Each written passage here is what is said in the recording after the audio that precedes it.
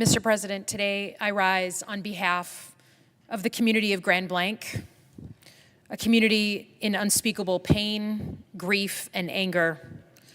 I stand on the floor of the U.S. Senate as Michigan's junior senator, along with our senior senator, Gary Peters, to represent and honor what has gone on in our community.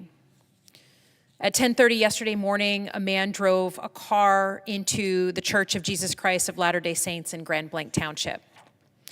The gunman set fire to the building and started shooting. At this time, 4 are deceased, more are injured and at the hospital. And in this small community, just 15 minutes from my own community, we are shocked to the core. In addition to mourning the dead, we pray for the injured. We pray for the community that will be living with the effects of this for months and years to come. And we thank the professionals who are taking care of those in shock today.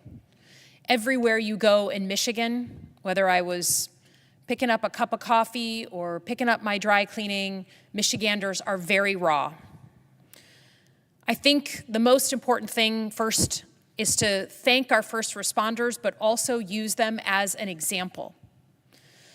The first officer was on the scene 30 seconds after the 911 call, and it took law enforcement 8 minutes to neutralize the shooter. 8 minutes. They did a masterful job addressing an incredibly complex act of violence, and their efforts are what are keeping people afloat. I want to give special recognition to 2 officers, one from the Michigan Department of Natural Resources, the other a Grand Blanc Township police officer who happened to be in the area close by and risked their lives to protect the innocent. They did not wait. They ran towards the danger without hesitation, and they are heroes today. I visited Grand Blanc Township this morning.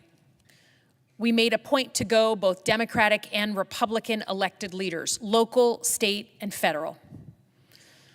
What I saw in the community is confusion and deep pain that something like this could happen in this small place. It's a community where fender benders are much more common than any kind of violent crime. And there's a feeling of pain that such a senseless and useless act of violence happened in our community. I think it's important to learn that lesson from law enforcement, from everyone I talked to, whether it was local law enforcement, our state folks, our federal folks. They all said we just all joined in. We didn't think. They put their heads down and they started protecting people. That is the example I hope we can all learn as we try to understand this moment in our country's history. We have a problem in this country. We have an epidemic in this country, and we have to acknowledge that. The only way we get better is by acknowledging we have a problem. We have a problem with mental health. And we have a problem that people think violence is a legitimate option in voicing disagreement in our system. Whether it was the death of Charlie Kirk, state legislators in Minnesota, people worshiping in Grand Blanc, those who attacked the President of the United States.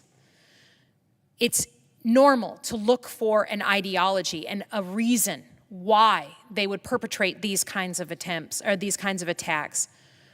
But I think more than anything, what I ask Michiganders and ask Americans to do is look not for the specific reason why, but understand that what is happening in our country, we are signaling that we are unwell.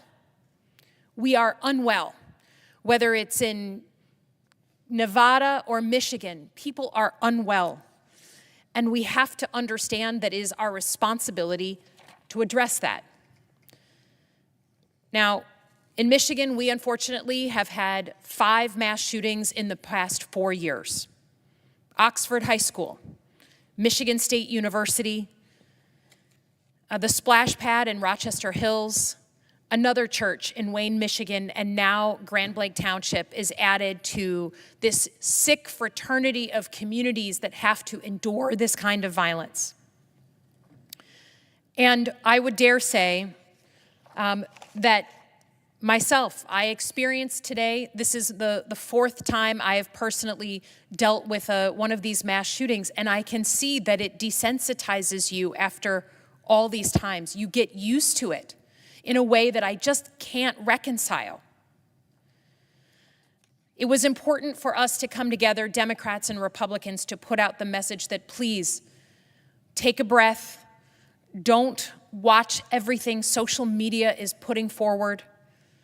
Learn from our law enforcement officials to be serious and judicious, and let us all be leaders in our own lives. Either you are working every day in your community to make things better, or you are working to split people apart. Now, this targeted violence was meant to terrorize us.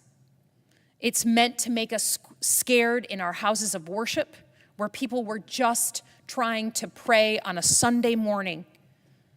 It is meant to terrorize us in our high schools, in our colleges, in our places of political discourse, on our university campuses. But what it does by making us afraid, it is infringing on our freedom. If people don't feel that they can go to their sanctuaries, the place where they and their children are supposed to be safe, that is infringing on our freedom. So I would say we must acknowledge as Americans that we have an illness. And the symptom is this extreme violence that is being perpetrated on our most innocent civilians. So I hope today, after a long month of violence across the country, that Democrats and Republicans, especially in this body, can rise above the petty political games and come together to get to work on this epidemic. It is our responsibility as leaders. It is our responsibility as the people look to us to lead. And I just encourage every American to rise above the anger and vitriol of this moment and instead focus on our communities and what we need to come together and heal.